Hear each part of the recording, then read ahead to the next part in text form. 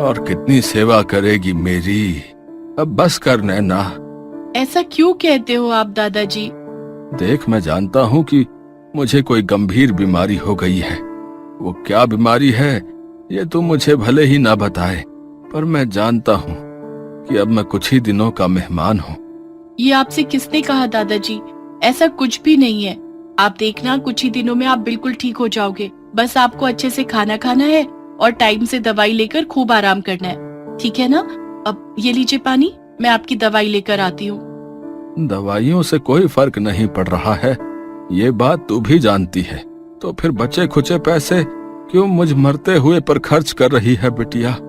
दादाजी बस कीजिए, अब चुप हो जाइए। नैना की आंखों में आंसू थे। ये देखकर राधेश्याम चुप हो गए और उन्होंने आंखें बंद कर ली। उनकी भी आंखों से आंसू बह रहे थे। दरअसल नैना जब छोटी थी तभी उसके माता पिता की खेत में काम करते हुए मौत हो गई थी। उन दोनों पर आसमानी बिजली गिरी थी और वो दोनों अपनी इकलौती बेटी नैना को उसके दादाजी राधेश्याम के सहारे छोड़कर स्वर्ग सिधार गए। बस तभी से राधेश्याम ने ही नैना को पाल पोस कर बड़ा किया। बूढ़े राधेश्याम जब तक काम कर सके उन्होंने किया। उसके बाद नैना ने एक फैक्ट्री में काम करना शुरू कर दिया।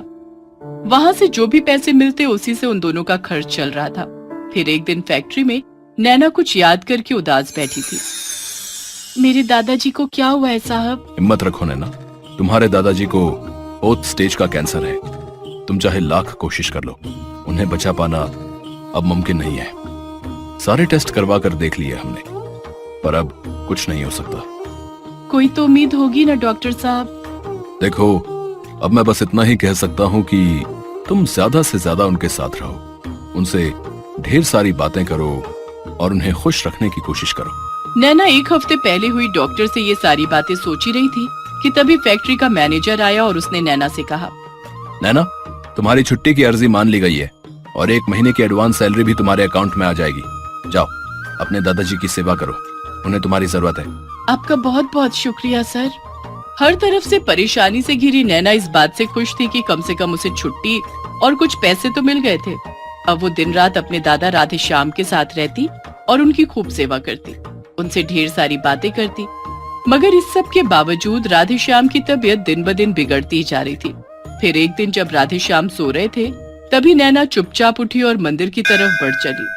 फिर वहां पहुंचकर, हे भोले भंडारी, मेरी मदद करो। दादाजी के अलावा इस दुनिया में मेरा और कोई नहीं है। अगर उन्हें कुछ हो गया तो मेरा क्या होगा? शंभू, मेरी मदद करो भगवान, मदद करो। नैना को अब बस भगवान से ही आस थी। वो किसी चमत्कार के इंतजार में थी, मगर कलयुग में चमत्कार होते ही कहाँ हैं। नैना आंसू पोंछकर घर की तरफ चल दी। पूरे रास्ते उसकी आंखों से आंसू नहीं थम रहे थे। घर पहुंचकर उसने देखा कि उसके दादा राधेश्याम जाग गए थे। अरे, आप तो उठ गए, क्या हुआ? आराम से सो जाइए ना। अरे बेटी, एक दिन तो सोना ही है, तू मेरी छोड़, अपना ख्याल रख। रात भर तू सोई नहीं है, मैं जानता हूँ। जा, तू थोड़ा आराम कर ले बेटा। हाँ हाँ, मैं कर लूंगी आराम। पहले कुछ खाना तो बना दूं। अच्छा ये बताइए क्या बना दूं? आपकी पसंद की बैंगन की सब्जी बना दूं क्या? अब खा नहीं पाऊंगा बैंगन, तुम कुछ हल्का दलिया वगैरह बना लो। ठीक है दादाजी। नैना जब रसोई में गई तो उसने देखा कि घर में एक भी सब्जी नहीं थी और सब्जी लाने के लिए उसके पास पैसे भी नहीं बचे थे। अभी तनख्वाह आने में भी कुछ दिन बाकी थे। फिर उसने आसमान की तरफ देखा और आंखें बंद कर एक लंबी सांस ली, जैसे मानो वो भगवान से मदद मांग रही हो। नैना ने दलिया बनाने की तैयारी शुरू कर दी, तभी किसी ने दरवाजा। कोई है? प्रणाम साधु बाबा। जीती रहो, खुश रहो। बेटी, कुछ खाने को है क्या? बाबा को भूख लगी है। बाबा माफ करिए, लेकिन मेरे दादाजी बीमार है तो मैंने सिर्फ दलिया बनाए हैं। अगर आप कहें तो आपके लिए दलिया ले आऊं? बाबा तो वैसे भी 56 भोग की तलाश में नहीं निकला था बेटी। जो भी खिलाओगी बाबा प्यार से खा लेगा। ठीक है साधु बाबा, आप यहाँ विराजिए, मैं खाना लेकर आती हूँ। इतना कहकर नैना ने जमीन पर एक चादर बिछाई और साधु बाबा को वहाँ बिठा दिया और रसोई की तरफ चली गई। उधर साधु बाबा राधे श्याम के पास गए। उन्होंने राधे श्याम के सिर पर हाथ रखते हुए कहा, हिम्मत मत हारो बेटा, मैं आ गया हूँ, सब ठीक हो जाएगा। तुम बहुत भाग्यशाली हो जो तुम्हें इतनी अच्छी पोती मिली है। मुझे माफ कर देना साधु बाबा, इस दलिया के अलावा ना तो मेरे पास कुछ है और ना ही मैं कुछ और बना सकी। वो असल में। कोई बात नहीं बेटी, बाबा के लिए इतना ही बहुत है। इतना कहकर बाबा दलिया खाने लगे। उधर नैना अपने हाथ से अपने दादाजी को दलिया खिला रही थी। राधे श्याम बस एक टक बाबा को ही देखे जा रहे थे।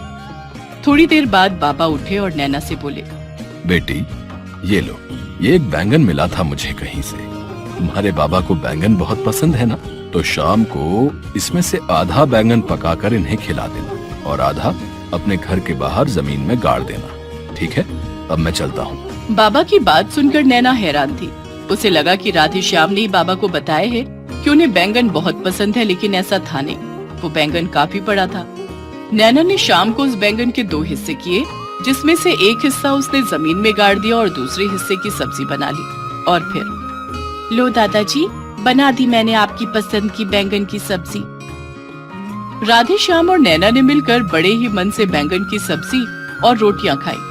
राधे श्याम को बैंगन बहुत पसंद थे, इसलिए खाना खाकर उनके चेहरे पर उस दिन अलग ही चमक थी।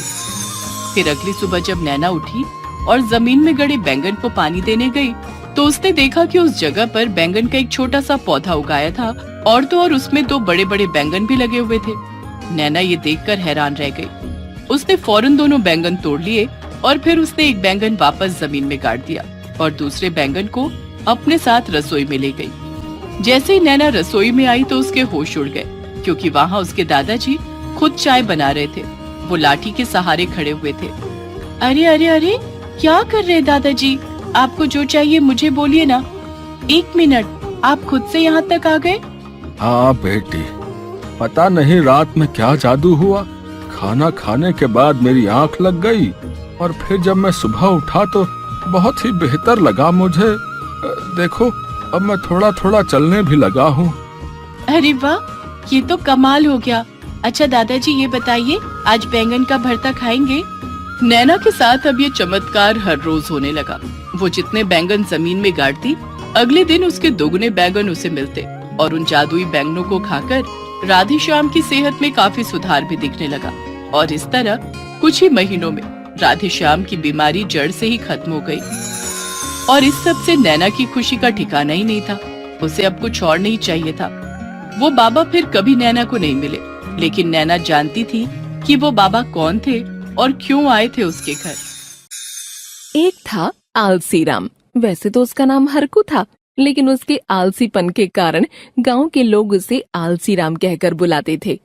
अपने आलस के कारण आलसी राम की हालत खराब होती जा रही थी। लेकिन एक दिन अचानक उसे मिला एक जादुई मटर, जिसने आलसी राम को चमत्कारी रूप से फुर्तीला बना दिया। आलसी राम चारपाई पर लेटा हुआ बड़बड़ा रहा था। बहुत जोरों की भूख लगी है। काश कोई अपने घर से खाना बनाकर ले आता और मुझे अपने हाथों से खाना खिला देता। लेकिन ऐसा करेगा कौन? गांव वालों के दिल में इंसानियत तो है ही नहीं। मेरे माता पिता के जाने के बाद मुझे अकेला छोड़ दिया। आलसी राम के पिता एक किसान थे। उनके पास अपना खेत था, जिस पर वे मटर की खेती किया करते थे। उसके माता पिता काफी बूढ़े हो चले थे और एक दिन दुनिया को अलविदा कह गए। तब से लेकर आज तक आलस का मारा आलसी राम कभी अपने खेत पर नहीं गया, न ही उसने कोई फसल लगाई थी। घर में रहता और जो अनाज घर में रखा था वो खाता रहा। अब घर में रखे अनाज खत्म हो गए थे और आलसी राम कोई काम नहीं करना चाहता था। उसके आलस के कारण गांव में कोई भी उससे बात भी नहीं करता था, न कोई उसका दोस्त था और न शादी के लिए कोई उसे अपनी लड़की देने को तैयार था। आलसी राम चारपाई पर पड़ा पड़ा अपनी किस्मत को कोस रहा था। हे भगवान, घर में सारा अनाज खत्म हो गया। पड़ोसी तो मुझसे बात तक नहीं करते। कोई मुझे एक वक्त की रोटी भी नहीं खिलाता। क्या करूं? रसोई में जाकर देखता हूँ, शायद कुछ मिल जाए। आलसी राम रसोई में गया और एक एक डिब्बा खोलकर देखने लगा। सारे डिब्बे खाली थे। रसोई के कोने में एक खाली बोरी रखी थी। जिसमें कभी उसके पिता सब्जियां रखा करते थे। आलसी राम वो बोरी उलटकर देखता है तो बोरी में से मटर की एक फली गिरती है जो पूरी तरह से सूख चुकी थी। ये क्या, मटर की फली? ये तो सूख गई है, इसे कचरे में फेंक देता हूँ। वो मटर की फली को कचरे में फेंकने जाता है कि तभी फली से आवाज आती है, मुझे मत फेंको, मैं जादुई मटर हूँ, तुम्हारे बड़े काम की हूँ। ये कौन बोल रहा है? मैं बोल रही हूँ, मटर की फली। क्या? लेकिन तुम तो बिल्कुल सूख चुकी हो, तुम्हारे अंदर तो जान ही नहीं है। ऐसा नहीं है, मैं एक जादुई मटर की फली हूँ। मुझे तुम अपने खेत में बो देना, दूसरे दिन तुम्हारा खेत मटर की फलों से भर जाएगा। इतना ही नहीं, तुम जो भी सब्जी चाहोगे मटर के पौधे में वही सब्जी फलेगी। इस तरह तुम एक फसल से कई तरह की सब्जियां उगा सकते हो। क्या ऐसा हो सकता है? कहीं मैं दिन में सपना तो नहीं देख रहा हूँ? नहीं, ये सपना नहीं, हकीकत है। तुम मुझे लेकर अपने खेत में जाओ और मुझे अपने खेत में बिखेर दो। आलसी राम उस सूखी हुई मटर की फली को लेकर अपने खेत पर जाता है, लेकिन खेत की हालत तो बहुत खराब हो चुकी थी। अपने पिता की मौत के बाद वो कभी खेत गया ही नहीं। उसके खेत में ईंट, पत्थर, छोटी छोटी झाड़ियां और जंगली पौधे उगाए थे। ओह, इस मटर को खेत में बिखरने से पहले मुझे खेत की सफाई करनी पड़ेगी, और ये मुझसे नहीं होगा। तभी मटर की फली से आवाज आई, आलसी राम, आलस छोड़ो, तुम्हें सिर्फ एक बार मेहनत करके अपने खेत की सफाई करनी है। उसके बाद तुम्हारे खेत में अपने आप सब्जियां उगती रहेंगी। तुम्हारा खेत कभी भी खाली नहीं रहेगा, हमेशा फसल से भरा होगा। तुम माला माल हो जाओगे, फिर तुम्हारी शादी भी हो जाएगी और तुम्हारी बीवी तुम्हें खाना बनाकर खिलाएगी। क्या एक बार मेहनत करने से इतना सब कुछ मिलने वाला है? हाँ आलसी राम, अब देर मत करो, जल्दी से खेत की सफाई करो। आलसी राम जल्दी से खेत की सफाई करने लगता है। शाम होने तक वो पूरे खेत की सफाई कर लेता है। उसके बाद, आलसी राम, अब तुम मेरे दाने अपने खेत में बिखेर दो। कह तो तुम ऐसे रही हो जैसे तुम्हारे अंदर ढेर सारे मटर के दाने हो। एक ही तो फली हो, कितने दाने होंगे तुम्हारे अंदर कि पूरे खेत में बिखेर दूं? तुम मुझे छील कर तो देखो, मैं जादुई मटर हूँ। ठीक है, देखता हूँ। आलसी राम उस मटर की फली को छीलता है तो उसके अंदर 5 दाने होते हैं। ये लो, 5 ही तो दाने हैं इसके अंदर। तुम इन दानों को खेत में बिखेरना तो शुरू करो। आलसी राम मटर के दाने छुड़ाकर खेत में बिखेर देता है, लेकिन उसके बाद मटर की फली में 5 दाने और आ जाते हैं। अरे, इस मटर के 5 दाने मैंने खेत में बिखेर दिए थे, फिर ये 5 दाने कैसे रह गए? आलसी राम, लगता है तुम्हारी याददाश्त कमजोर है। मैं जादुई मटर हूँ, मेरे अंदर से दाने कभी खत्म नहीं होंगे। तुम मेरे अंदर से जितने दाने निकालोगे, दाने फिर से आ जाएंगे। आलसी राम मटर की फली में से दाने निकाल कर खेत में बिखेर देता है। उसके बाद मटर की फली में फिर से दाने आ जाते हैं। इस तरह मटर की फली में दाने खत्म ही नहीं हो रहे थे। आलसी राम ने पूरे खेत में मटर के दाने बिखेर दिए। मैंने पूरे खेत में मटर के बीज लगा दिए हैं। चलो मटर की फली, अब तुम्हें लेकर घर चलता हूँ। हाँ चलो, अब कल मेरा कमाल देखना। जब तुम खेत में आओगे तो पूरा खेत मटर की सब्जियों से भरा होगा और सारे मटर के पौधे जादुई होंगे। ये तो बड़ी अच्छी बात होगी। पूरे गांव में मेरे अलावा जादुई मटर किसी के पास नहीं होगा। आलसी राम जादुई मटर की फली को लेकर घर आ जाता है और सो जाता है। दूसरे दिन जब वो अपने खेत पर जाता है तो पूरा खेत मटर की फसल से लहलहा रहा था। पूरे खेत में मटर उगे हुए थे।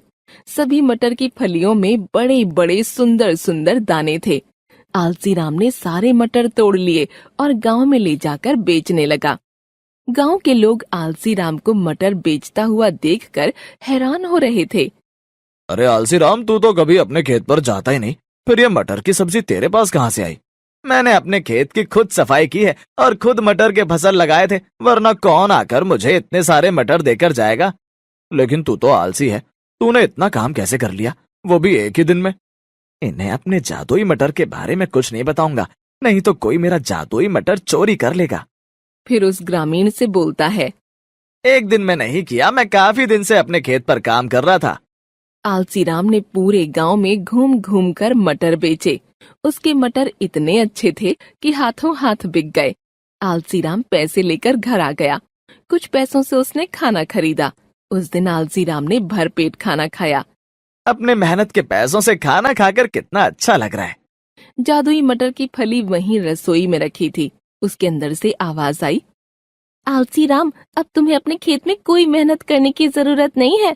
तुम मटर के पौधों से जो सब्जी कहोगे वो वही सब्जी तुम्हें देंगी।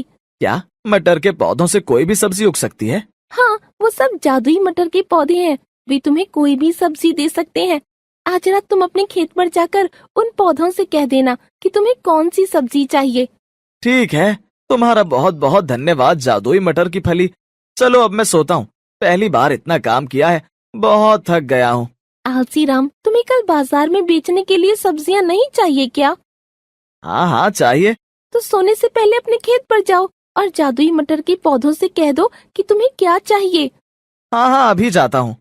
आलसी राम फौरन अपने खेत में जाता है और जादुई मटर के पौधों से कहता है, मुझे अपने खेत में कल गोभी की फसल चाहिए। तभी जादुई मटर के पौधों से आवाज आती है, ठीक है आलसी राम, कल तुम्हें गोभी की फसल तैयार मिलेगी। आलसी राम घर आ जाता है। मटर के पौधों से गोभी की फसल कैसे उगती है ये कल देखूंगा। पता नहीं इस बात में कितनी सच्चाई है। खैर कल सब पता चल जाएगा। इसके बाद आलसी राम सो जाता है। अगली सुबह जब वो अपने खेत पर जाता है तो देखता है कि पूरे खेत में मटर के पौधों में बड़े बड़े गोभी उगे हुए थे। ये तो दुनिया का 8वां अजूबा है, मटर के पौधों में गोभी के फूल। जादुई मटर की फली ने ठीक कहा था। अब एक एक करके सारी गोभी तोड़ लेता हूँ और बाजार में बेच देता हूँ। आलसी राम सारी गोभियां तोड़कर बाजार में बेचने जाता है। अरे आलसी राम, कल तो तू मटर बेच रहा था और आज गोभी बेच रहा है, वो भी इतनी सारी। एक ही दिन में गोभी कैसे उगाई भाई? तेरे पास कोई जादू है क्या? नहीं भैया, जादू वादू कुछ नहीं है। आलसी राम आगे बढ़ गया और गोभी बेचने लगा। लेकिन सारे ग्रामीण उससे यही पूछते कि उसने एक ही दिन में इतनी सारी गोभी कैसे उगाई। आलसी राम सबको टालता रहा। अब आलसी राम रोज जादुई मटर के पौधों से अलग अलग सब्जियां देने को कहता और जादुई मटर के पौधे उसे रोज अलग अलग सब्जियां उगा कर देते, जिन्हें आलसी राम गाँव में बेचता। आलसी राम का रोज नई नई सब्जियां बेचना गांव वालों के लिए चर्चा का विषय बन गया और गांव में ये बात फैल गई कि आलसी राम बहुत बड़ा जादूगर है। अब सभी गांव वाले आलसी राम से बात करने आते और उससे दोस्ती करने लगे। आलसी राम सब्जियां बेचकर खूब पैसे भी कमा रहा था। उसके लिए शादी का अच्छा सा रिश्ता भी आ गया। कुछ दिन के बाद आलसी राम की शादी हो गई।